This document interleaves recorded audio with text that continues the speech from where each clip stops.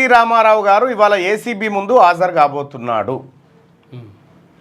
అడ్వకేట్ను తీసుకొనే వస్తా అని చెప్పి మొన్న ఏసీబీ గేటు ముందు కొద్దిగా హల్చల్ చేసినటువంటి కేటీ రామారావు గారు అడ్వకేట్ లేదు నువ్వు ఒక్కడవే రావాల్సిందే అని చెప్పి ఏసీబీ నోటీస్ జారీ చేసిన తర్వాత ఆ నోటీస్ కాగితం తీసుకొని హైకోర్టుకు వెళ్ళడం జరిగింది.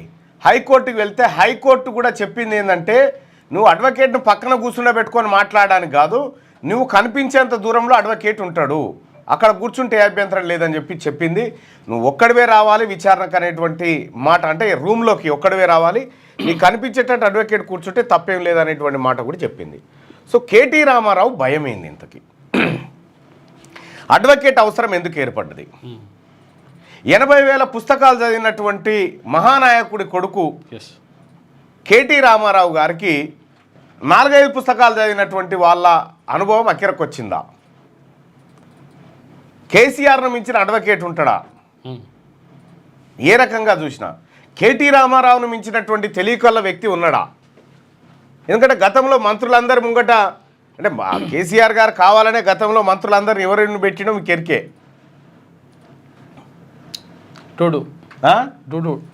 సరే పెట్టిండు, అందులో ఈయన ఒక్కనే చాలా పెద్ద శాల్తీగా చాలా అద్భుతంగా పనిచేసినాడు. ఈ పిల్లవాడికి మున్సిపల్ శాఖ కూడా అప్పచెప్తున్నాను పెరడ్ మైదానంలో ఒకసారి ఇచ్చే కదా. అంటే ఈ పిల్లవాడి పర్ఫార్మెన్స్ పైన కేటీ రామారావు మనసులో ఏమైనా డౌట్ ఉందా? అసలు అడ్వకేట్ అనేటువంటి టాపిక్ ఎందుకు తీసుకొస్తా ఉన్నాడు? సింహము, భగత్ సింగు, ఆ తర్వాత ఈ అన్నిటిని కలిపితే కేటీ రామారావు అనేటువంటి యాంగిల్లో సోషల్ మీడియాలో దంచుతూ ఉంటారు కదా. ఆ దంపుడు మియాకు ఇప్పుడు అడ్వకేట్ అవసరం ఎందుకు వచ్చింది, అడ్వకేట్ ఖచ్చితంగా కావాల్సిందే అనేటువంటి మాట ఎందుకు మళ్ళీ హైకోర్టు దాకా పోయి ఆ మాట చెప్పించుకున్నాడు అనేది చూడాల్సినటువంటి అంశం.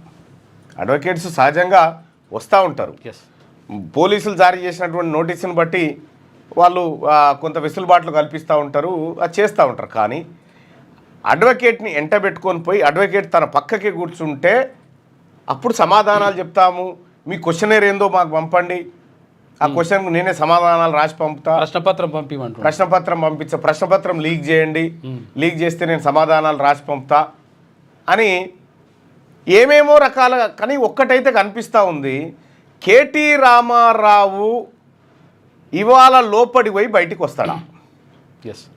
ఇవాళ విచారణకు పోయేటువంటి కేటీ రామారావు గారు మళ్ళీ బయటికి వచ్చేనా ఏసీబీ ఆఫీస్ నుంచి, లేదంటే అట్నుంచి అట్టే నేరుగా కోర్టు నుంచి జైలుకు వెళ్ళేనా? ఇది ఇప్పుడు జరుగుతున్నటువంటి చర్చ. పకడ్బందీగా ఉంది వ్యవస్థ అంతా. క్లియర్గా న్యాయస్థానం చెప్పింది, ప్రాథమికంగా ఆధారాలు, ఆర్థిక నేరాలు, విదేశాలకు తరలింపు, మంత్రిమండలి సూచన లేకుండా 58 కోట్ల రూపాయలను దారి మళ్లించారు అనేటువంటి ఒక ఆరోపణలు ఉన్నాయి. ఆ ఆరోపణల పైన ఎఫ్ఐఆర్ కట్టింది ఏసీబీ అని క్లియర్గా హైకోర్టు కూడా చెప్పింది. హైకోర్టు అభిప్రాయం అట్లా ఉంటే నిన్న ఏసీబీ విచారణకు హాజరైనటువంటి అరవింద్ కుమార్ గారు, అలాగే ఇంకొక పిఎల్ఎన్ రెడ్డి గారు, వాళ్ళిద్దరు కూడా అదే మాట చెప్పినారు. లైక్ చేయండి,